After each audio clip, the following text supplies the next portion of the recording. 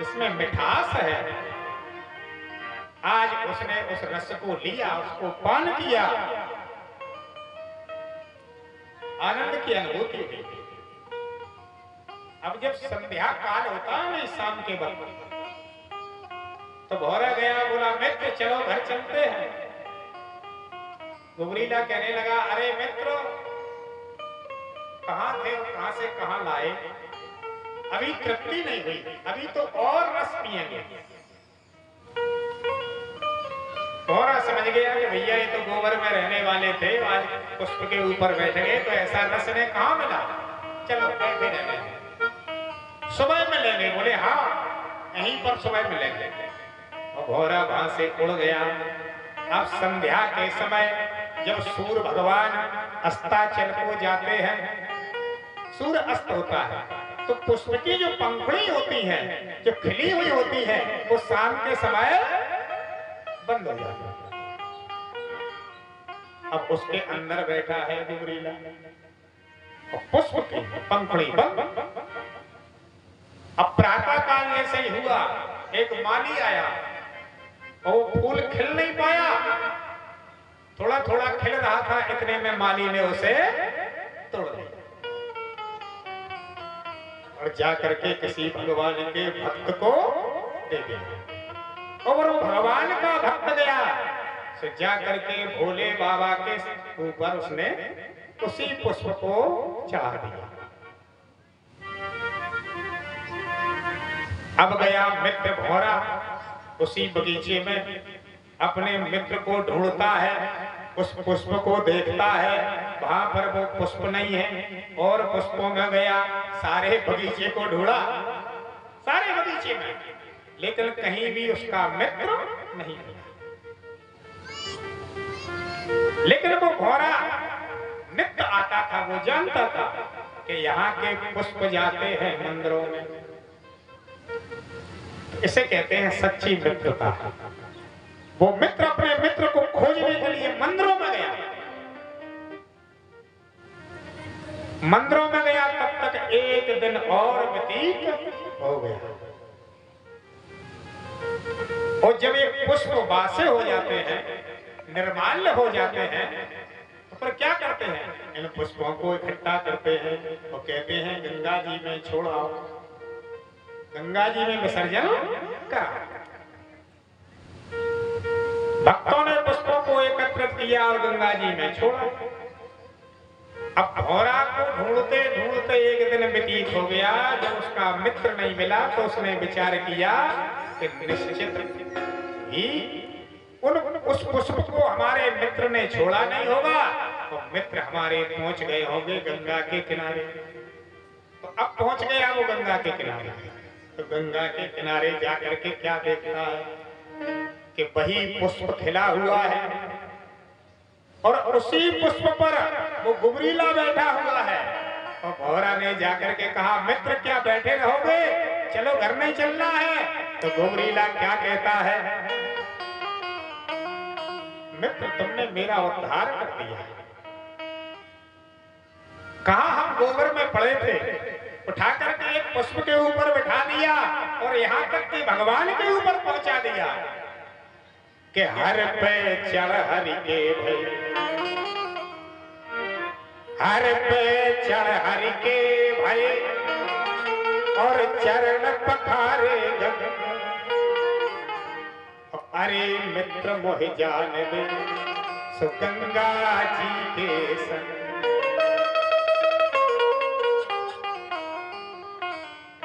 हर पे चढ़ हरि के भय, हर कहते हैं भगवान शंकर को, भगवान शंकर पर चढ़ गए और जो भगवान शंकर का हो जाता है वो हमारे प्रभु श्री कृष्ण भगवान या विष्णु भगवान का तो हो ही जाता है। तो चरण पखारे गंगा। मित्र आज गंगा मैया के चरण स्पर्श करते जा रहे हैं, अब लौट करके हम उस नरक में नहीं जाएंगे, तुमने मेरा उद्धार।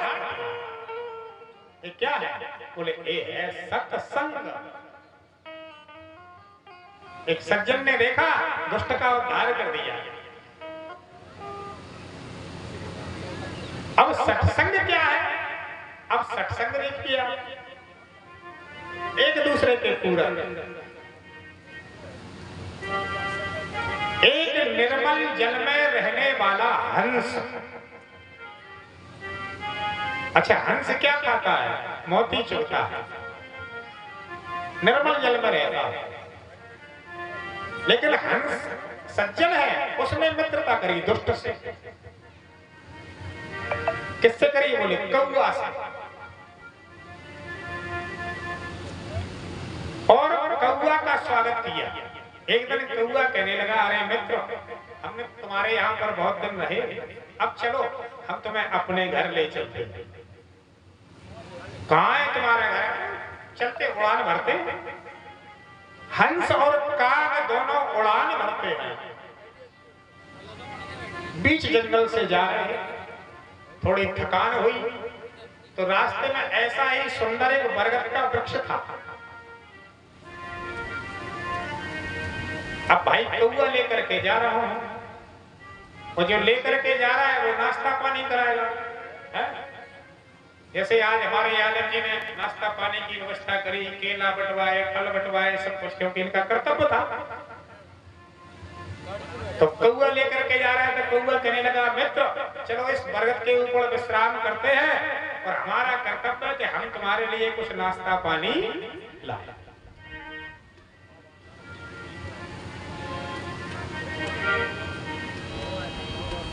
अब देखिए, हंस खाता है दाना मोती और कौआ खाता है मांस। बायस पालिए अति अनुराग, अति अनुराग, बायस पालिए अति अनुराग, बायस पालिए अति अनुराग, बायस पालिए अति अनुराग, बायस पालिए अति अनुराग, होए राम से कबहु कितारा, होए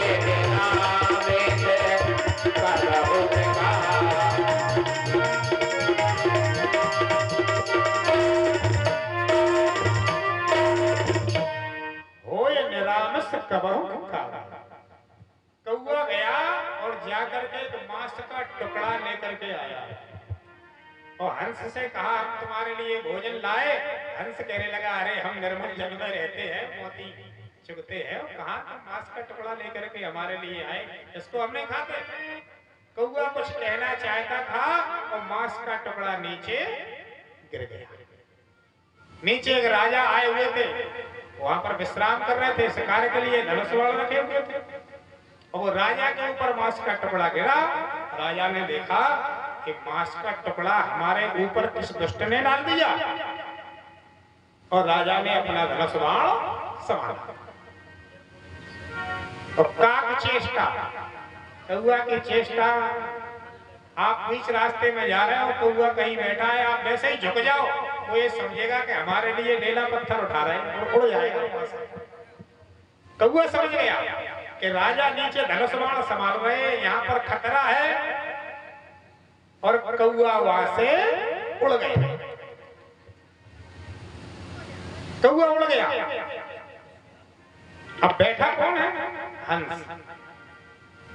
राजा ने धनुष बाण संभाला, बाण छोड़ दिया ऊपर, जाकर के बाण लगा हंस में, और हंस आकर के नीचे गिर गया।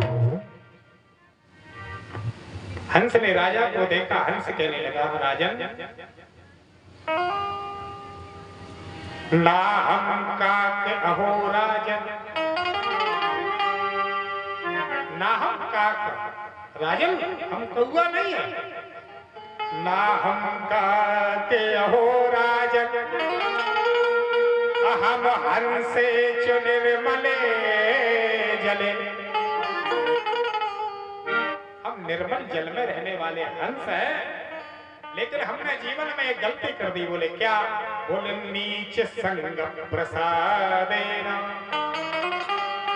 जातो जन्म निरर्थक।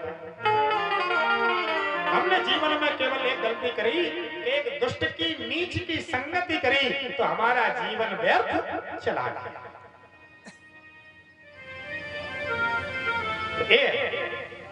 यदि हमें जीवन में अपना उद्धार करना है तो सत्संग करना है, सत्संग नहीं करना है, सत्संग करना है। सत्संग करेंगे तो हमारा भी जीवन इस संसार सागर से हम पार हो जाएंगे, उस प्रभु में मिल जाएंगे। क्योंकि उद्देश्य ही मानव जीवन का यही है। संसार में आए, संसार के कर्म के करो, लेकिन परलोक संवारने के लिए भी कुछ सत्कर्म भी करो। एक है कर्म और एक है सत्कर्म। सत्कर्म क्या? आगे आपको कथा में मिलेगा। सत्कर्म सूचको नूनम ज्ञान यज्ञा बुधई स्मृति। सत्कर्म को विद्वानों ने बताया है कि ज्ञान यज्ञ। जिस सत्संग से हमें ज्ञान की प्राप्ति हो गए, वही हमारे लिए सत्कर्म है।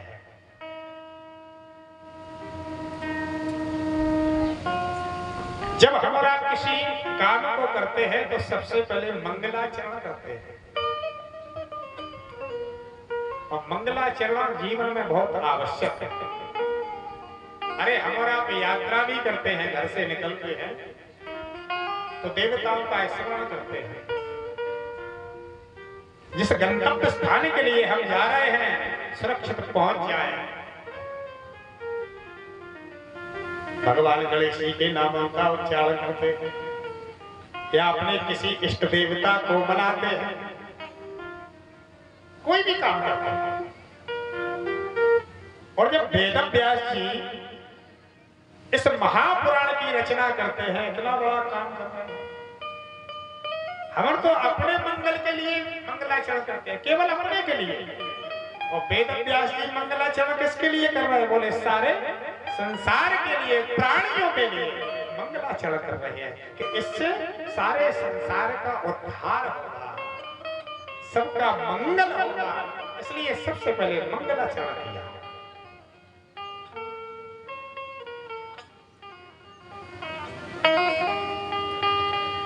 भगवान के 3 नाम हैं, 3 नामों को पुकारा। वैसे भगवान के नाम तो अनेक हैं, लेकिन मुख्य रूप से 3 नामों को पुकारा, सत, चित और आनंद।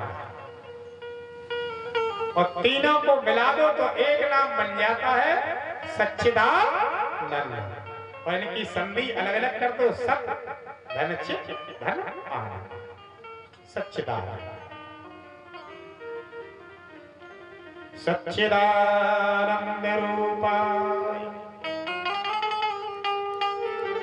विश्वोत्पत्त्यादि हेतवे तापत्रय विनाशाय श्री कृष्णाय वयं नमः। बड़ी ही सुंदर स्तुति। भगवान के 3 नामों का उच्चारण किया, अलग अलग नामों का अलग अलग अर्थ। पहले कहा बोले सत, भगवान कैसे हैं? बोले सत स्वरूप है।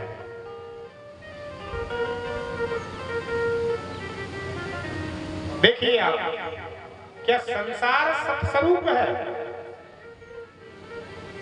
संसार को सत्य स्वरूप मानेंगे आप? दिखाई तो पड़ रहा है संसार सत्य, क्या मानेंगे? हमेशा एक सा रहता है क्या? आज से 50-100 वर्ष पहले क्या समय था और आज क्या समय है? बदलाव है कि नहीं है? अच्छा, जिंद बाबा महाराज के स्थान को ही देख लो, बदलाव है कि नहीं है? हम पहली बार जब कथा कहने आए थे तो कुछ और, आज बाबा की कृपा है कुछ और है। अच्छा, हम और आप 20 साल पहले कैसे थे, क्या आज हैं? 10 साल बाद किसी व्यक्ति को देखते हैं। करो अब तुम्हें चाहिए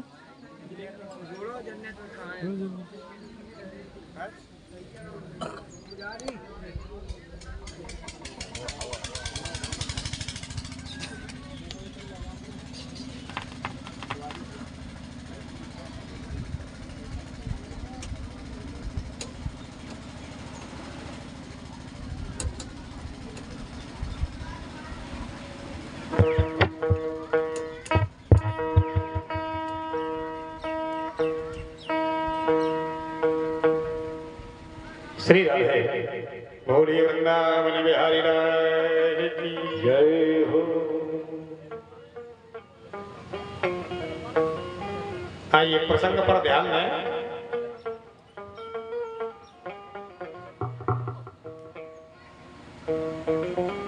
तो क्या कह रहे थे कि हम और आप अपनी चर्चा कर रहे थे 20 साल पहले हम कैसे थे और आज कैसे हैं। किसी व्यक्ति को देखते अरे साहब तुम्हारे तो दांत गिर गए, कैसे लगने लगे, कितना बढ़िया तुम्हारा शरीर था, अब क्या हो गया।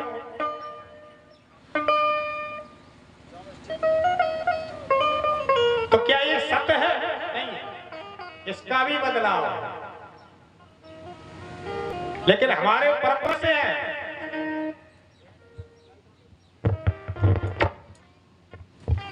कि जब सृष्टि नहीं थी तब भी वो जैसे थे तैसे, और सृष्टि है तो सृष्टि में जैसे के तैसे, और सृष्टि नहीं रहेगी तब भी वो जैसे के तैसे रहे। इसलिए उनको सत्य कहा गया है। त्रिकाल सत्य, तीनों कालों में।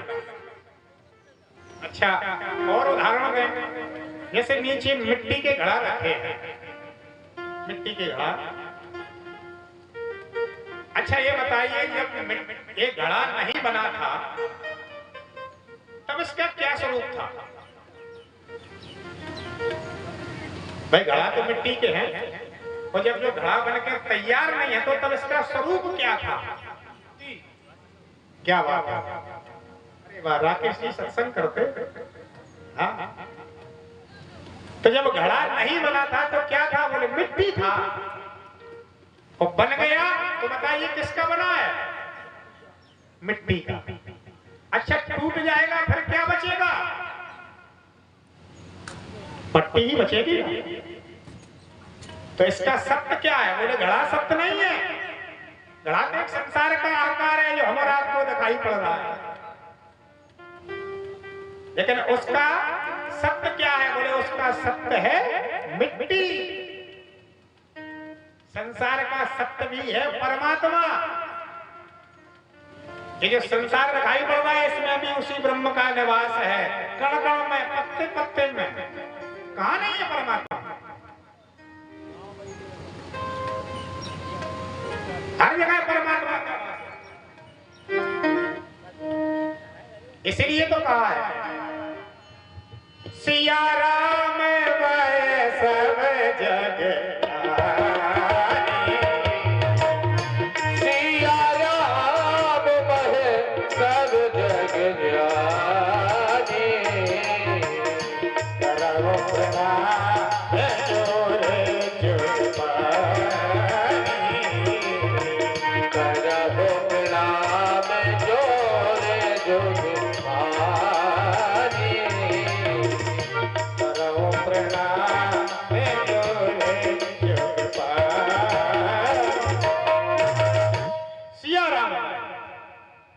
दिखाई तो संसार पड़ रहा है, लेकिन इसमें सत्य क्या है? बोले परब्रह्म परमात्मा। देखिए कितना बड़ा उदाहरण। अच्छा वस्त्र को ले लो, हम कहेंगे क्या है तो आप कहोगे महाराज तौलिया है, दुपट्टा है, वस्त्र है, और इसमें से एक धागा निकाल दिया। भाई फिर क्या है? बोले महाराज तौलिया नहीं है तो धागा इकट्ठे हो गए, धागाओं का समूह है। वस्त्र किससे बनता है? बोले धागाओं से। ये तो धागाओं का समूह है। अब धागा अलग अलग करके यदि धुलने वाली जो मशीन होती है जिससे रुई धुली जाती है, उसमें डाल दिया जाए तो क्या बन जाएगा? रुई। और रुई को यदि जला दिया जाए तो क्या बन जाएगा? राख, माने मिट्टी। तो जो मिट्टी से उत्पन्न हुई और एक दिन मिट्टी में ही मिल जाएगी। तो इसका सत्य क्या है? बोले मिट्टी इसका सत्य है। जिस प्रकार घड़े में तीनों काल में मिट्टी सत्य है, उसी प्रकार हमारा परब्रह्म परमात्मा जब संसार का प्रलय होता है तो केवल परमात्मा होता है, और संसार की जब सृष्टि होती है तो परमात्मा होता है, और जब संसार नहीं रहता है तब भी हमारा परमात्मा सत्य रहता है। जय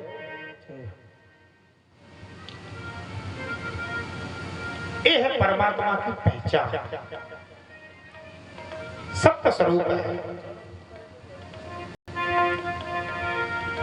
दूसरा नाम है चित्त। अच्छा, चित्त किसे कहते हैं? चित्त कहते हैं ज्ञान, प्रकाश को। हम और आपको तो प्रकाश चाहिए। अच्छा, हम और आप अंधेरे में चले जा रहे हैं तो रास्ता देखने के लिए क्या चाहिए? लालटेन चाहिए, टॉर्च चाहिए, उजाला चाहिए, प्रकाश चाहिए, तभी आगे चल पाएंगे। अच्छा, परमात्मा को कोई प्रकाश दिखा सकता है? अरे ये संसार को प्रकाशित कर रहा है, सारे ब्रह्मांड को अपने ज्ञान से प्रकाशित कर रहा है, उसको कोई प्रकाश की आवश्यकता नहीं है, क्योंकि वो स्वयं चित्त स्वरूप है, ज्ञान स्वरूप है। सारे संसार को ज्ञान प्रदान करता है, सारे संसार को रास्ता दिखाने वाला केवल एक परब्रह्म परमात्मा। सत्य चित्त। अब तीसरा नाम क्या है? भगवान का भी बताए थे भैया हमने नाम। हाँ, तीसरा नाम है आनंद।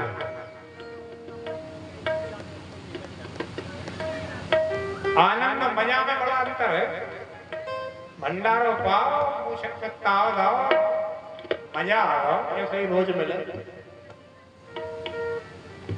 ज्यादा समय तक मजा टिकने वाला नहीं है, वो पेट ही गड़बड़ कर देंगे। मजा तो आनंद बड़ा अंतर है।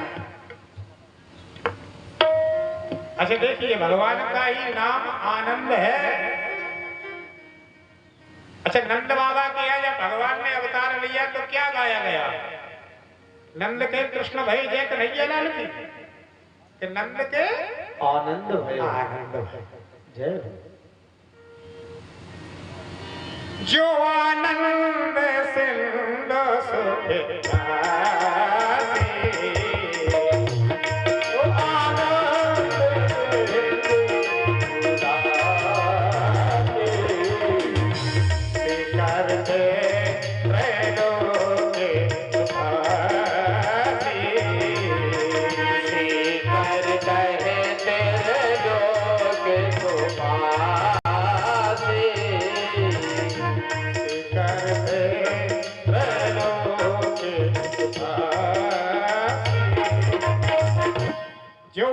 सिंधु सुख राशि, परब्रह्म परमात्मा का ही नाम आनंद है।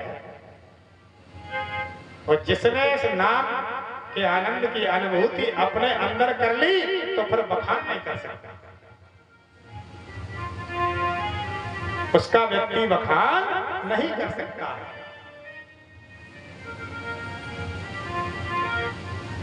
ऐसे हमारे परब्रह्म परमात्मा बोले चित्त स्वरूप है, सत्य स्वरूप है, आनंद स्वरूप है, विश्वोत्पत्त्यादि हेतवे, और विश्व की उत्पत्ति और लय के कारण ही भगवान है।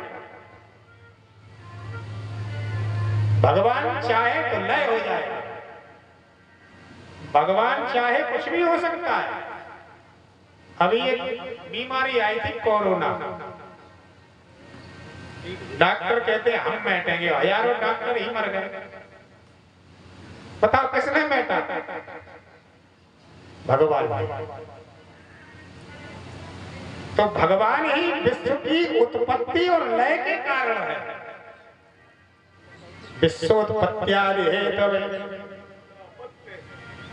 तापत्रये विनाशाय, और तीनों तापों को नाश करने वाले केवल एक परब्रह्म परमात्मा दैहिक, दैविक, भौतिक तापा और राम राज्य का हुए नहीं व्यापा।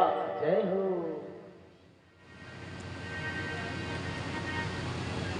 अच्छा, हमारा आप जब तक पंडाल में बैठे रहते हैं, भगवान की कथा सुनते हैं, तो एक भी ताप पास में नहीं आता है, सब दूर भाग जाते हैं। ना तो दही है, हमारा 5 मिनट एक जगह नहीं बैठ सकते और को 4 घंटा बैठे रहे, तो देह का जो ताप है, शरीर का जो ताप है, वो भी दूर रहता है, क्योंकि भगवान की कथा में बैठे। कवासन लगा के बैठ रहे, 4 घंटे के लिए बैठे रहे होगा, से 5 मिनट नहीं बैठ पाए। तो भगवान की कथा का प्रभाव भी है।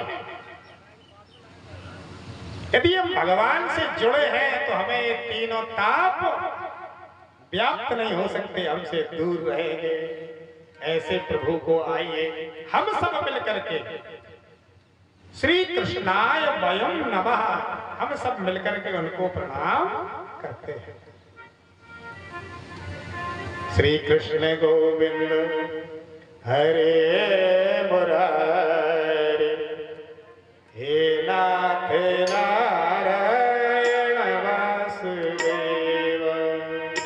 कृष्ण गोविंद हरे मुरारी, हे नाथ नारायण वासुदेवा।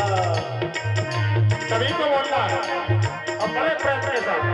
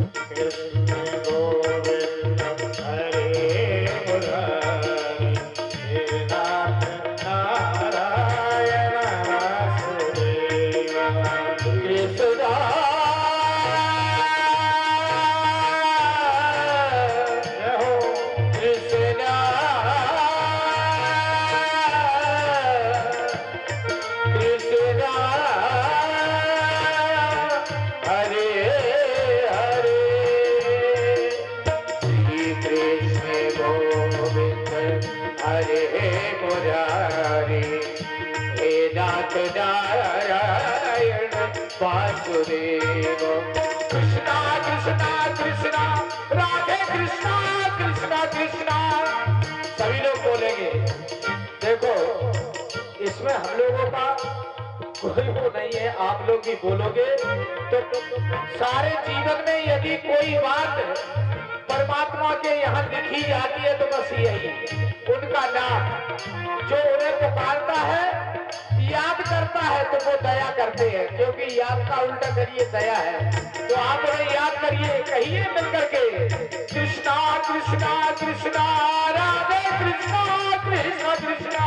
बोलो कृष्णा कृष्णा कृष्णा राधे कृष्णा कृष्णा कृष्णा कृष्णा।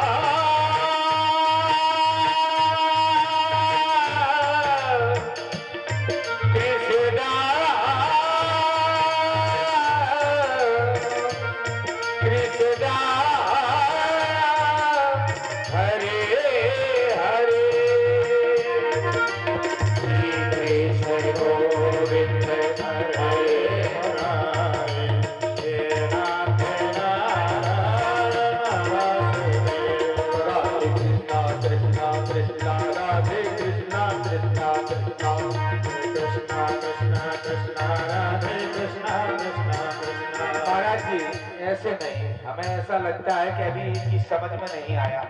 अच्छा ये बताओ, आप भगवान कृष्ण को कौन कौन मानता है? हाथ उठा के बताइए। हाथ उठाएंगे? अच्छा, जो हाथ नहीं उठाया वो आप नहीं मानते हो?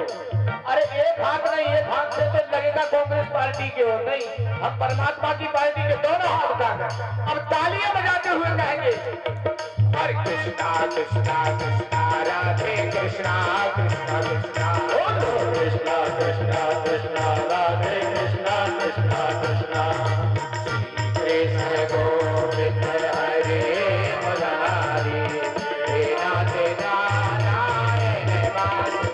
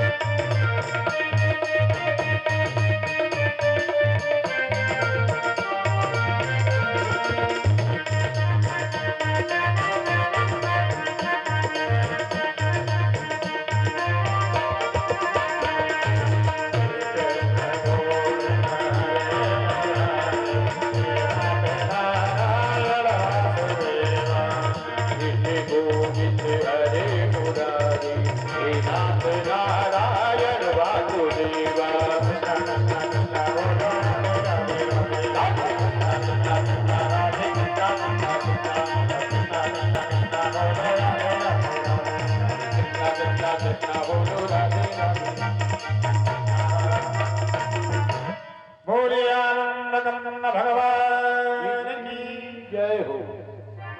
ऐसे सच्चिदानंद स्वरूप को हम सब मिलकर के प्रणाम करते हैं।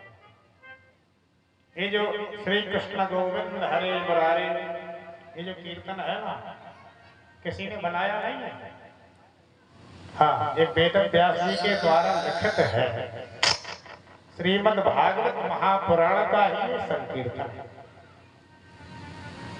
इसका यदि आपको श्लोक सुनाए तो लिखा है कि भक्ति सुतौ तौ तरणौ गृहीत्वा और प्रेमे के रूपा सहसा विरासे।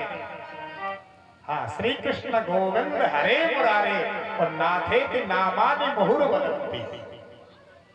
ये भक्ति महारानी ने अपने मुख से गाया, ऐसा ये संकीर्तन है। तो भगवान के नाम का संकीर्तन बड़े भक्ति भाव के साथ करना चाहिए। अब आइए कथा में प्रवेश करते हैं। नैम से सूतमासीनम् अभिवाद्य महामतिम् कथामृतरसास्वाद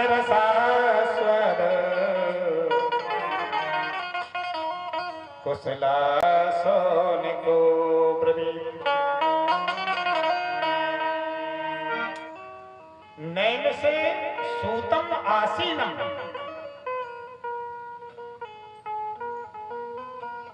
बोले नैमी सारण्य में सूत जी महाराज विराजमान है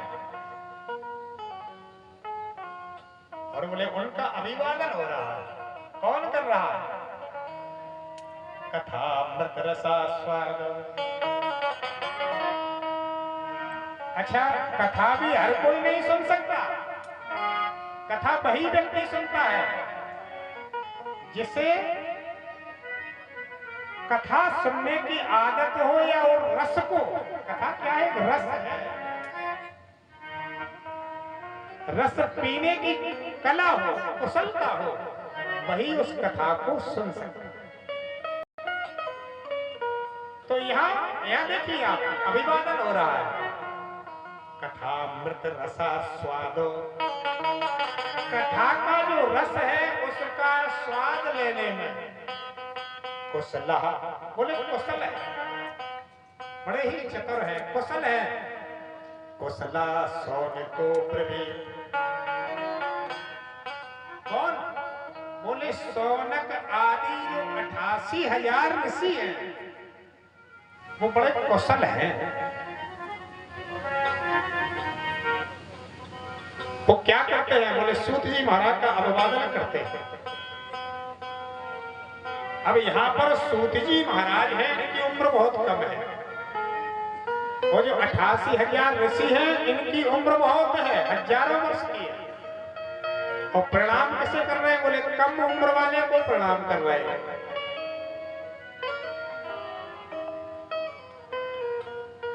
उम्र क्या रे साहब, हम तो बड़े हैं, हम काय को प्रणाम करें? नियम है, जिससे हमें ज्ञान लेना है उसके सामने झुकना पड़ेगा, तभी तुम्हें ज्ञान मिलेगा। अहंकार लेकर के जाओगे, कभी जीवन में ज्ञान प्राप्त नहीं होगा।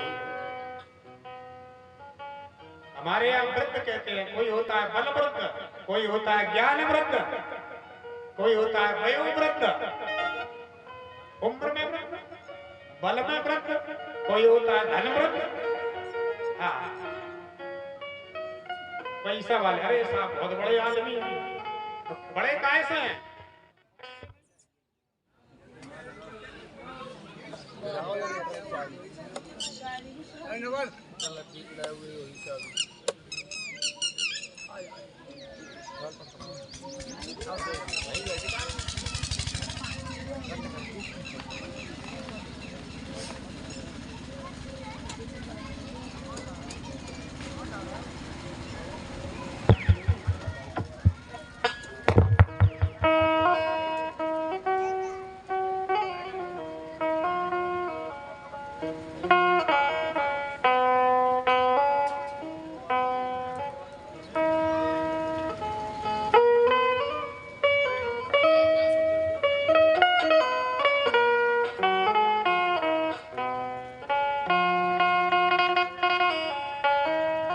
श्री राधे।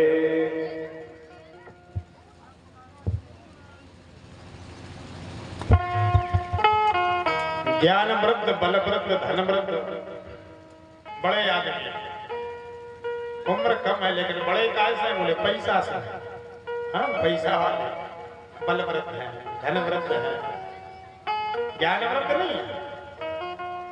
हमारे यहाँ ज्ञान वृद्ध की पूजा है। यदि कोई ज्ञान में वृद्ध है, ज्ञान उसको अधिक है, तो हमें जाकर के उसको प्रणाम करना चाहिए। ये कथा से मिलता है। कथा सुन लो, ऊपर से निकल गई, मतलब क्या रहा? कथा से कुछ लेकर के जाओ। तो ऋषियों ने प्रणाम किया और प्रणाम करके पूछा, महाराज अब यहां दो बातें होती हैं कथा में, वक्ता और श्रोता। अच्छा, कथा वक्ता नहीं कहता है, श्रोता कथा को कहलवाते हैं। और ज्ञानी कौन होता है? वक्ता ज्ञानी नहीं है, वक्ता से ज्यादा ज्ञानी होते हैं श्रोता। क्योंकि देखिए आप, जैसे हम कथा कह रहे हैं तो हमें जितना ज्ञान है हम अपनी बुद्धि के द्वारा वही भाव प्रकट करेंगे, ठीक है? तो आप लोगों ने हजारों कथाएं सुनी, हजारों वक्ताओं के भाव को सुना, तो आप लोग हजार प्रकार के भाव प्रकट करोगे अंदर। फलाने वक्ता ने ये बात कही थी, इन्होंने ये बात क्यों नहीं की? कितना अंतर हो गया। तो भाई श्रोता ज्ञानी होता है और श्रोता ही वक्ता से कथा कहलवाता है। लेकिन वक्ता को होना कैसा चाहिए? बोले प्रखर बुद्धि। प्रखर बुद्धि माने मन की बात को समझ ले। हाँ, कि इनमें से कौन सा श्रोता कथा चाहता है और कौन सा श्रोता मनोरंजन चाहता है। ये हम जानते हैं इस बात को, हम सब बता देंगे कि फलाने व्यक्ति को कथा अच्छी लग रही है, फलाने को अच्छी नहीं लग रही है। वो कह रहा हूं महाराज को ठमका लगवा देना तो आनंद आ जाए। हाँ। इसलिए वक्ता को बोले प्रखर बुद्धि होना चाहिए। कथा देखिए, अब एक प्रसंग कहाँ चल रहा है? बोले नैमिषे नैमिषारण्य तीर्थ में। नैमिषारण्य तीर्थ तो गए होंगे कुछ लोग, गए नहीं? कोई नहीं गया। वहां उस तीर्थ को कहते हैं चक्र तीर्थ। हाँ, आज भी आप जाओ तो वहाँ एक चक्र बना हुआ है, एक तालाब है और ऐसा एक चक्र बना हुआ है। महाराज जी तो गए होंगे हाँ कई बार। चक्र बना हुआ है, उसमें जल भरा हुआ है, लोग उसकी परिक्रमा लगाते हैं। ये क्या है? एक बार सारे देवता एकत्र होकर के ब्रह्मा जी के पास गए, बोले महाराज हमें करना है सत्संग और हम सत्संग करने के लिए बैठते हैं और हमारा मन विचलित हो जाता है, मन नहीं लगता है। क्योंकि मन है ही ऐसा, मन लोभी मन लालची मन चंचल मन चोर, मन के मन से जिन चलो पलक पलक मन हो। मन तो थोड़े ही समय में पलट जाता है। ब्रह्मा जी ने कहा अच्छा तुम्हारा मन नहीं लग रहा है? बोले हाँ। तो मन घूमता है चक्र की तरफ। अब ब्रह्मा जी ने एक मनोमय चक्र बनाया। ब्रह्मा जी के चक्र, वो मनोमय चक्र निकला और ऐसा घूम रहा था। तो देवताओं से कहा देवताओं देखो ये चक्र घूम रहा है और इसके पीछे पीछे जाओ और जहां पर इसकी गति रुक जाए समझ लेना वो स्थान सत्संग करने के लिए निश्चित किया गया है, सत्संग के योग्य स्थान है। तो सारे देवता उस चक्र का पीछा करते करते आए और सीतापुर के पास वो चक्र थे नैमिषारण्य। आज भी वो चक्र की गति आकर के वहीं पर रुक गई, धरती में एक गड्ढा हो गया, तीर्थ बन गया और देवताओं ने फिर के वहीं पर किया। ये तो है श्रीमद् भागवत महापुराण, छोटी सी पुस्तक, यदि किसी को पढ़ना हो तो उठा लेना। सत्यनारायण की कथा बचत सत्यनारायण की, उसमें भी लिखा है हाँ एक दाने विसारण्ये ऋषिया सौनका दया प्रपक्षुर मुनिया सर्वे सूतम पौराणिकम खलु। किसी भी पुराण को उठा लो नैमिषारण्य पहले आएगा, क्योंकि सत्संग के लिए स्थान को चयन किया जाता है। और हम और आपके लिए नैमिषारण्य क्या है?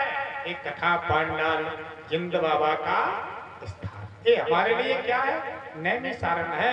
ये नैमिषारण्य से कम नहीं है। और सबसे बड़ी बात बट वृक्ष, बट वृक्ष का बहुत बड़ा महत्व है। हाँ शंकर जी का स्वरूप है। और हमने बताया जिंद बाबा के बारे में कि जिंद बाबा भी विद्या के दाता है। संस्कृत में जिन शब्द का अर्थ विद्या से आया है, ये शंकर स्वरूप है। तो हमारे लिए तो यही नैमिषारण्य है। उस नैमिषारण्य तीर्थ में रामचरितमानस में भी तुलसी बाबा गाते हैं तीरथ पर नैमिष से विख्याता तीरथ पर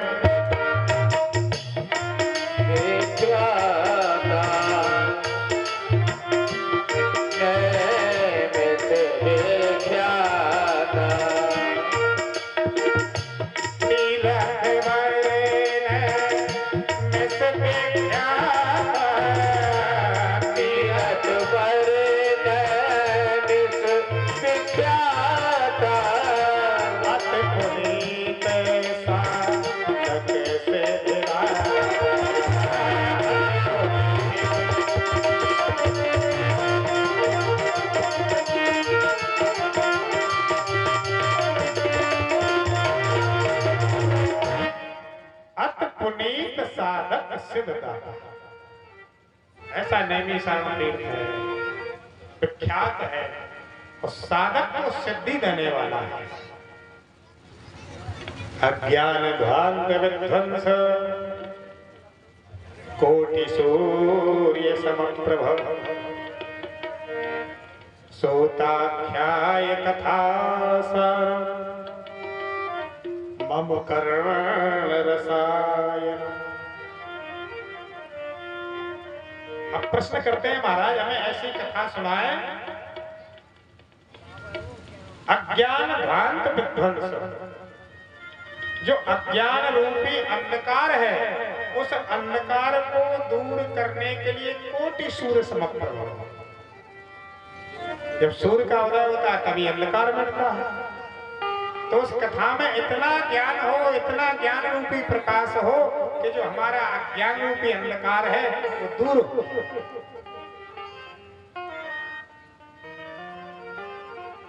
मम कर्ण रसायनम, और वो कथा कैसी हो? कानों को रस प्रदान करने वाली हो, सुंदर कथा हो प्रभु, ऐसी कोई कथा सुनाओ।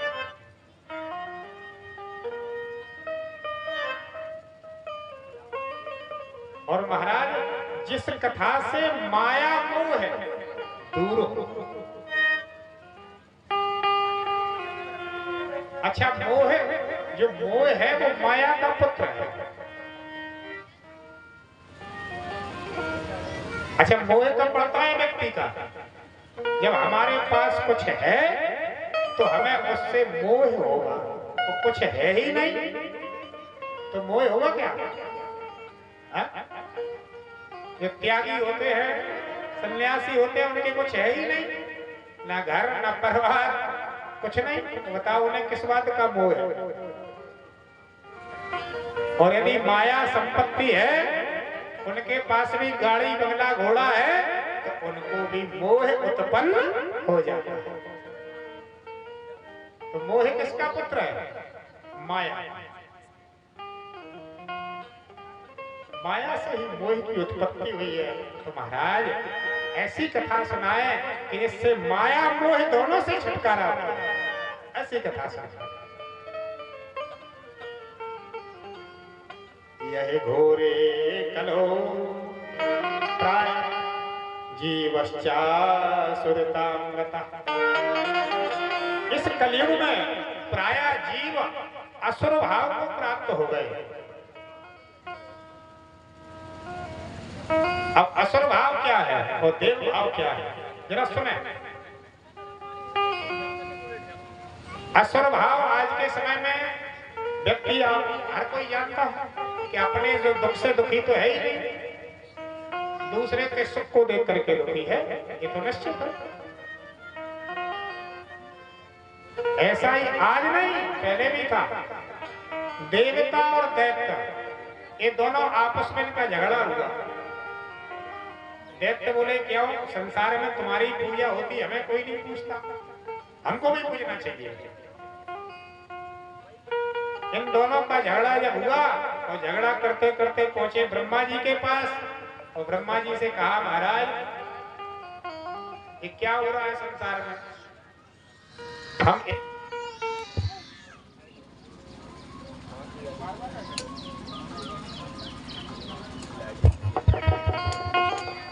प्रभु, हम एक पिता की संतान, केवल माताएं अलग अलग है, लेकिन देवताओं की पूजा हो रही, हमारी पूजा नहीं हो रही, ये कारण क्या है? तो ब्रह्मा जी ने कहा देखो भाई, ऐसे तो हम बता नहीं सकते, इसके लिए हम तुम्हें निमंत्रण दे रहे हैं। कल हमारे यहाँ पर भंडारा है और भंडारा पाने के लिए आ जाना। देवता भी आए, दैत्य भी आए। भंडारा स्वीकार कर लिया। ब्रह्मा जी ने भोजन सामग्री तैयार कराई और देवता दैत्य भोजन करने के लिए पहुंच गए, लेकिन भंडारे में बैठने की कुछ व्यवस्था बदल दी, अलग अलग। कैसी व्यवस्था रखी? बोले देवता के सामने देवता को बिठाला और राक्षस के सामने राक्षस को बिठाया, दैत्य के सामने दैत्य को बिठाया। और ब्रह्मा जी ने अपनी माया से देवताओं के दैत्यों के हाथ बांध लिए। अब बताइए, ये हाथ ऐसा बन गया, सीधा हो गया, और इससे जब ग्रास लेंगे, कुछ भी भोजन हाथ में लेंगे तो कहाँ जाएगा? ऊपर जाएगा, मुख में नहीं जाएगा, क्योंकि यहाँ से मुड़ेगा नहीं। अब क्या करें? सामने पत्तल पूरी सामग्री सब पड़ी है, लेकिन खा नहीं पा रहे हैं। यहाँ पर जरा सोच का अंतर है, यही तो भाव है। देवताओं ने सोचा, देखिए देवताओं ने क्या सोचा। अरे हम तो अपने हाथ से भोजन कर नहीं सकते, हमारा हाथ ऊपर जा रहा है, लेकिन जो सामने बैठा है हम अपने हाथ से सामने वाले को तो खिला सकते हैं, उसका तो पेट भर सकते हैं। देवताओं ने जब एक विचार किया तो भोजन उठाया और सामने वाले को खिलाना प्रारंभ कर दिया। तो सामने वाले ने सोचा जब ये हमें खिला रहे हैं तो क्या हम इनको नहीं खिला सकते।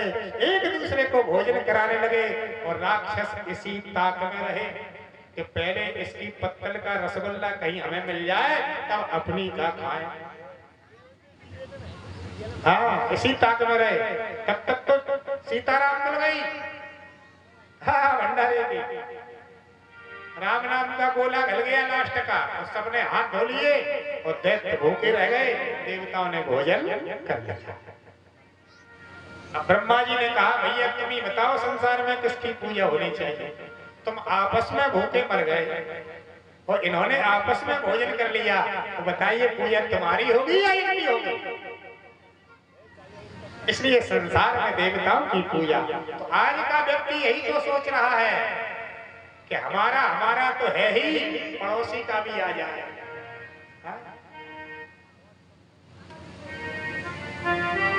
ये सब भाग्य का खेल है। उदाहरण के तौर पर आप लोग किसान हैं, खेती करते हैं,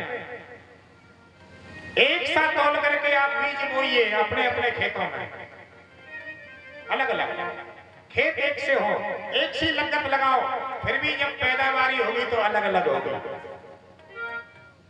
एक नहीं हो सकती कभी। क्यों नहीं हो सकती? परमात्मा को किसे कितना देना है ये निश्चित है।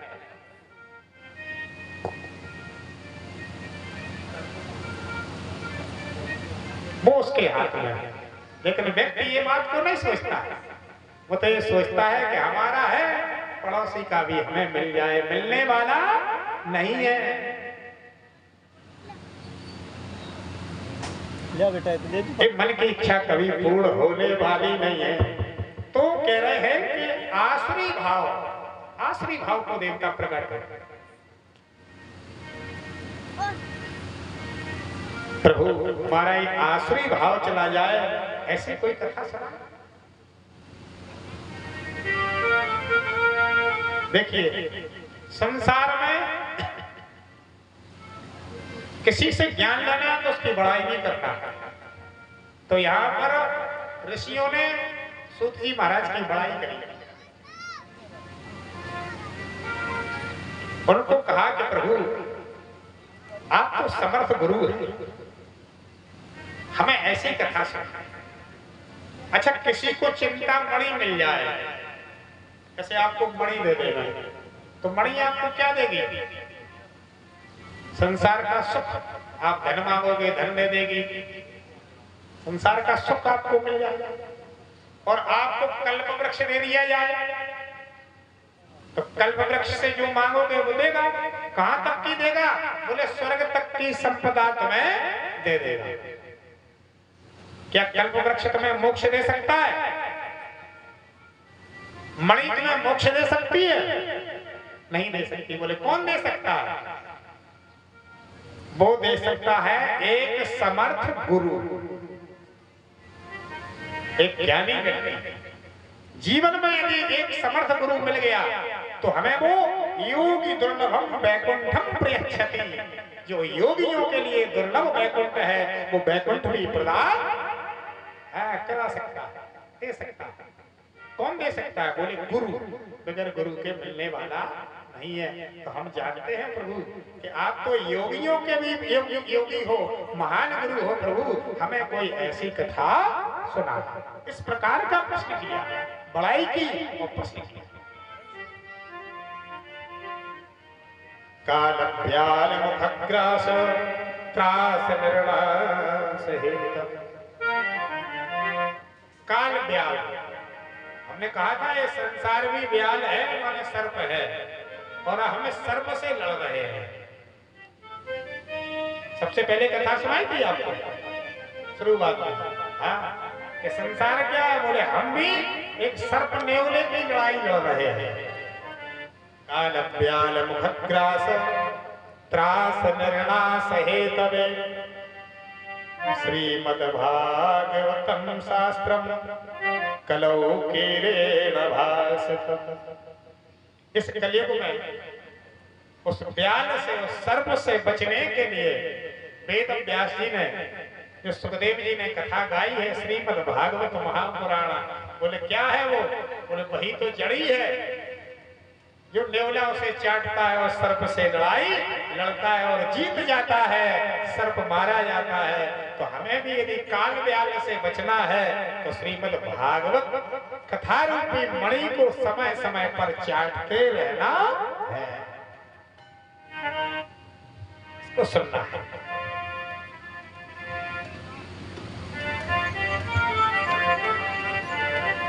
जन्मांतरे भवेत पुण्यम तदा भागवतम लभेत। जन्म जन्मांतर के पुण्यों का उदय होता है तब कहीं हमें श्रीमद् भागवत महापुराण की कथा ये सुनने को मिलती है। और हमारे श्री जनरल सिंह यादव जी ने तो एक बार नहीं 2-3 बार कथा हो चुकी उनके यहाँ पर। ये पुण्य प्रभाव ऐसा दिखाई पड़ता है। भाग्योदयेन बहुजन्म समर्जिते हैं, ये भाग्य है, उन्होंने बनाया है भाग्य को, आज दिखाई पड़ रहा है।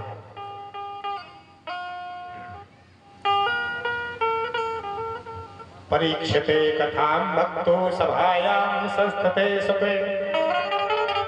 देखिए कथा चल रही है, सुखदेव जी महाराज राजा परीक्षित को कथा सुना रहे हैं और देवताओं ने देखा।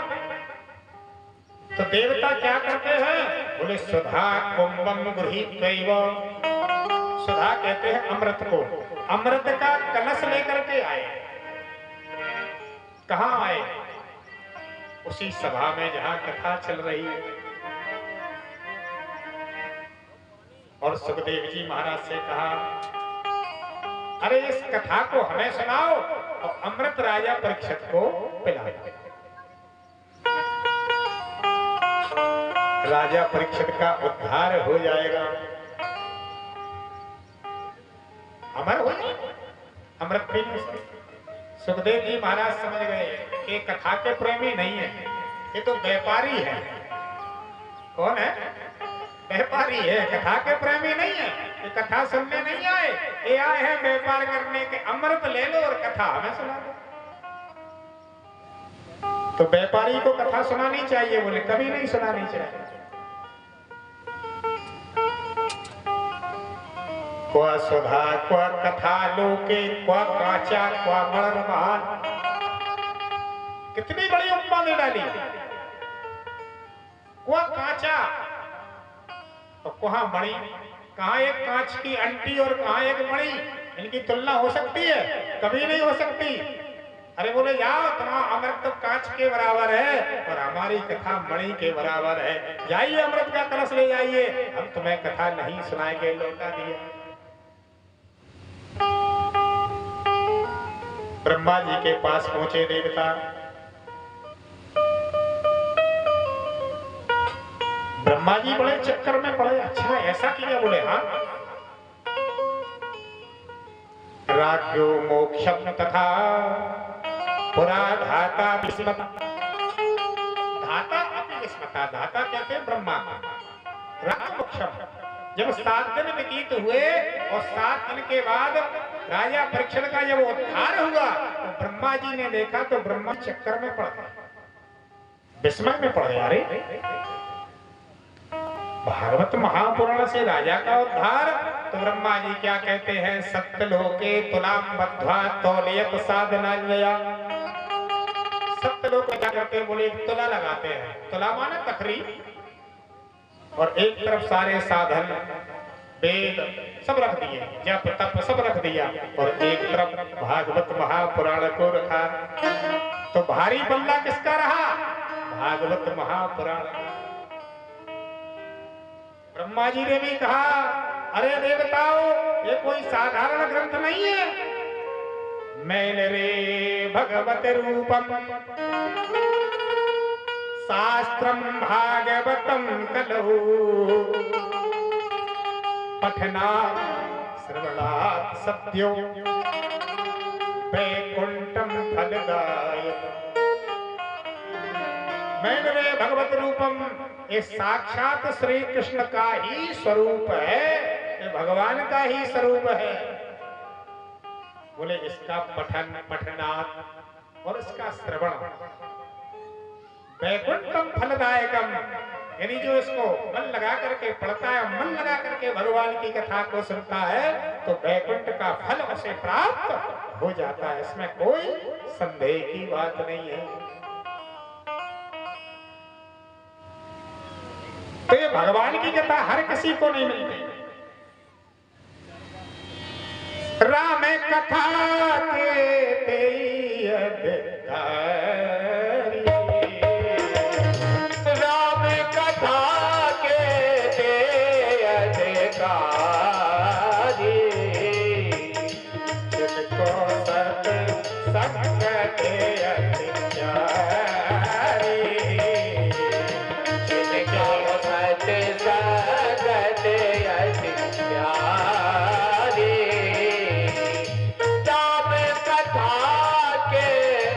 राम कथा के तेई अधिकारी,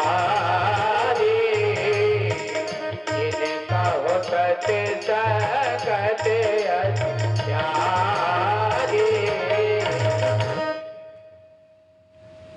देवताओं से कहा, देवताओं तुम इसके अधिकारी नहीं थे,